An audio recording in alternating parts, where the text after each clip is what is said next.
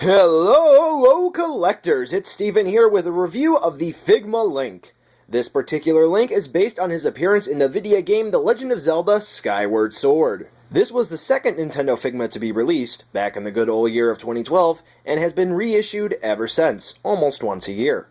With the surge of Legend of Zelda product from both Good Smile Company and Jax and others, it's worth knowing if this figure has withstood the test of time, or it's not even worth the time of day. So, let's take a look to see whether or not it's worth adding into your collection. Figmas typically follow a form of softer details for the sculpt, and unfortunately I feel Link is more so a victim of this rather than a beneficiary. Don't get me wrong, Link does look good, but he looks very soft from the first production run, which I have, almost as if the mold was reused multiple times. However, as you'll see, the paintwork mostly makes up for this. Starting off with the face, wow, the details are great. The eyes are nicely applied, eyebrows are crisp, and the mouth looks good, though some think he's got on some lipstick. The hair and cap are nice too, with appropriate fold marks to make it look like it's actually moving. The main body is also well defined too, where the bumps and folds in his tunic are captured rather well, but the flat colors, in combination with the flat sculpt, well, to be honest, it reminds me of Play-Doh. I can't say it any other way. The undergarment paint apps are nice, but here's where the detailed eye will notice something. He's wearing a silver shirt instead of chainmail. Yeah, a big detail they skimped on. You, the one who's going to jump in the comments and say it's not an issue, it's what they could have done. Go look up the World of Nintendo Skyward Sword Link. That one's got the chainmail. Anyway, the legs look nice, and there's even an indent here on both legs on the back of the trousers, which you'll see later is very useful. All in all, I don't think the sculpt is top-notch, but it's a fair representation of this Link. Ooh boy, does Link have articulation? Yes. Is it the best? Absolutely not. But hey, you can move him around. So first off, we have a rather interesting neck joint combination, which you can kind of see here, where it's a Figma-style joint like you would find in the elbows plugged into the neck, and then we have it plugged up into the actual head itself on a ball joint, so you can get pretty cool movement there. That's about the extent of the articulation. The back of the cap, we have a swivel, so this way you can get a little bit more movement in pointing Link's head upward. Moving on down, we have a ball joint in the shoulder, plugging into the body, which is awesome. And then we have hinges to raise and lower Link's arm like so. Unfortunately, we don't have an exact bicep swivel, which is kind of weird because they could have, disguised it right here, where the lack of chainmail is. But we do get a little bit of a swivel found in the elbow, side to side like so, and then we get a hinge in the elbow. The wrists use the old Figma style swivel hinge design, so you can spin the wrists around like so, and you can move them forward and back like that. Continuing, we do have an ab crunch, which is on a ball joint, so you can get Link to twist and turn and rock back and forth, about that far back, about that far forward, which is pretty cool. Then, moving on down, we have ball joints for the hips, which are really blocked by the tunic, which sucks, as you can see here. And then the ball joints are plugged into the thighs on a swivel, so you can spin Link's leg around like so. The knees feature hinges, which, as I pointed out before, on the back of the thigh there's a nice sculpt, so this way the calves go into them like that, and you get more movement. For the ankles, we have the swivel hinge combo, which is a standard, and you can get some sweet ankle rocker movement out of them, which is always cool. You can put Link into some pretty dynamic poses, and then we get a toe hinge, which is really cool. You get pretty much a 90-degree movement upward, but we don't really get much downward, which is a bit of a shame. Link comes with quite a few accessories, and they're rather basic and easy to use. First up, we have the Figma support stand here, which you can see rather standard. We have the base, and we have the support arm, which plugs into Link's back. But what's really cool is we get this little extender piece option, which just plugs on top of the support arm, like that, and you plug it into Link's back, and now you get a little bit more options for dynamic posing. Not going to do it right now because you've seen some other examples throughout the review, but it is helpful, and it is useful. Continuing on, Link comes with a bunch of extra hands. You'll see here that he comes with fists, which are the default hands. I have the ones with the holes in them, so this way he can hold the weapons. We have angled hands, so this way he's more dynamic when using the Master Sword. We have sort of cupped hands here, and then we have full splayed hands to make it look like he's diving or something off of a loft wing. To swap out Link's hands, all you have to do is grab the one that's currently on, pop it off, And then slide the new hand in the socket, and you're good to go. Up next, we get an alternate faceplate for Link, which is a rather angry or expressive face. And then we get an alternate front hairpiece, which is more flowing than the standard one. But to be honest, when you see a side-by-side comparison, they're not that different, especially from far away. Swapping these out, super easy process. To change up the facial expression in the hairpiece, all you have to do is grab the hairpiece and pull it off. Sometimes you'll just have the faceplate pop off alongside it. And then you just have to line up this little peg here with the slot behind the faceplate. Pop it on. And then grab the alternate hairpiece and slide it on like so. So as you can see, it's a little bit more expressive, but not too much. And next up, we have the Hylian Shield, and I have to say this thing looks great. We have the red bird-like object here, which some think it's the loft wing that Link uses, which is nice and crisply applied. We have the Triforce up here, which has greatly applied gold paint. You gotta love that. And then the silver trim around it is very nice, along with these two little squiggles here. Very cool looking. When we flip it over to the back, unfortunately, we don't have too much detailing here aside from it being silver. This is mostly due to the fact that there are a whole bunch of different combinations you can use for these two support pieces for the arm, and you can plug them into different holes. Now, something I want to emphasize here, and I'll get to this a little bit later with the Master Sword. In the instructions, there's something that confused a lot of people. There's this handle here, which you use to plug into Link's hand. In the instructions, it shows you that you can pop this apart to easily slide it into Link's fist, or his hand. Some people confuse the instructions for showing the Master Sword, when that's not the case. The easiest way I find to get Link to hold the shield is first pop the handle portion of the shield off and disassemble.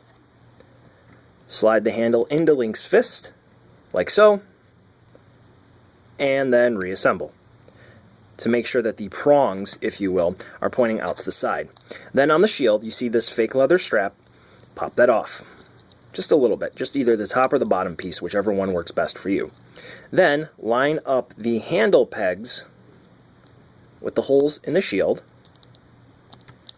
just like that, and then wiggle it appropriately so the little leather strap is reattached to the shield, and there you go. Now Link's ready to defend himself while he's saving the world.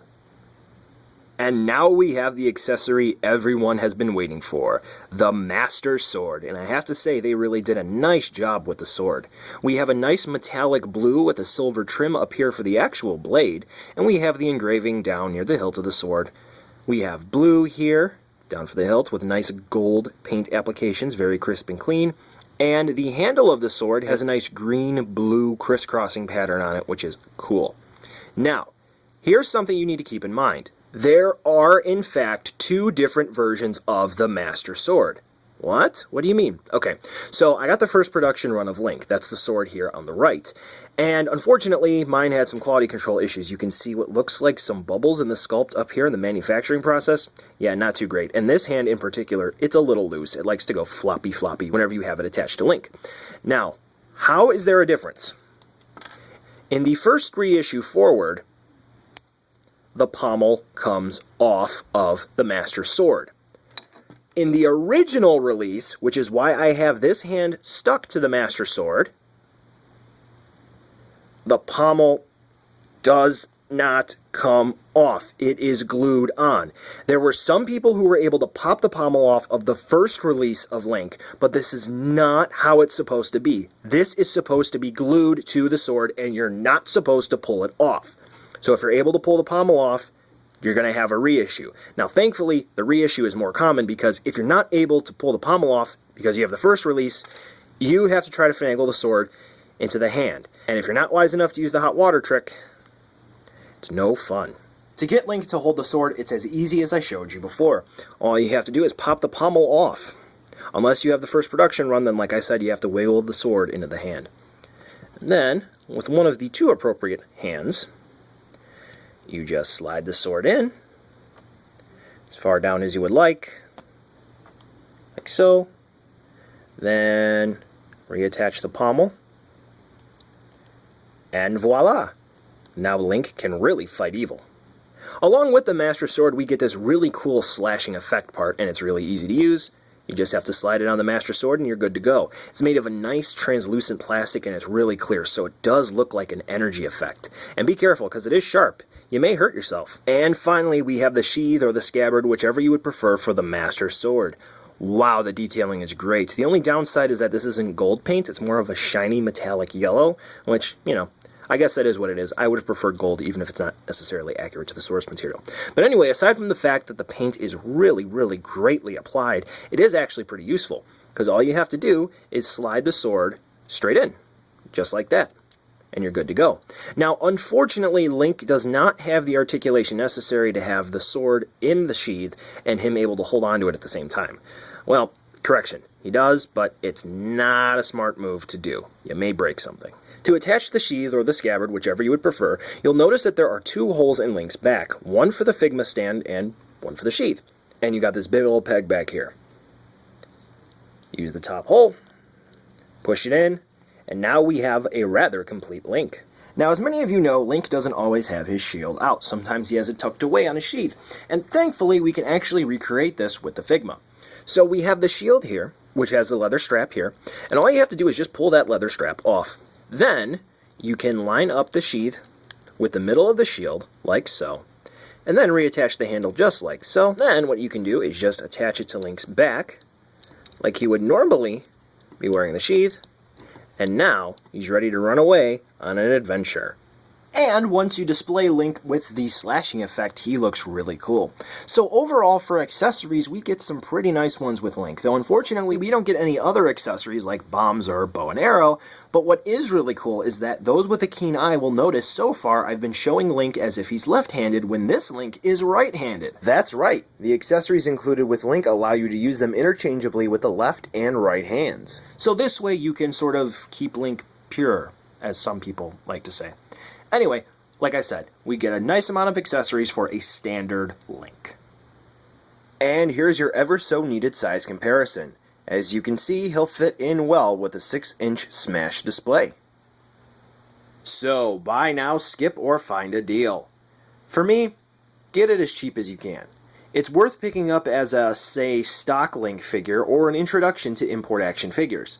As someone who did enjoy Skyward Sword, I was a little let down by the final product here, but it's still a solid figure. If you're jonesing for a Link figure now, I personally would wait for the Link Between Worlds version or the teased Twilight Princess version. Or if you're just looking to wet your whistle, Nendoroids are a great option. However, if you're looking for this specific design, it's a fair representation of the Link from Skyward Sword. Well, that's it for this video. Thanks for watching, and be sure to like the video and subscribe. What do you think of the figure? Drop a comment down below and let me know. Interested in picking this one up? Check the description for some really cool links to take you where you need to go. Want to watch some more videos? I picked a few just for you, so click the annotations on your screen right now for more great content. Until next time, collectors!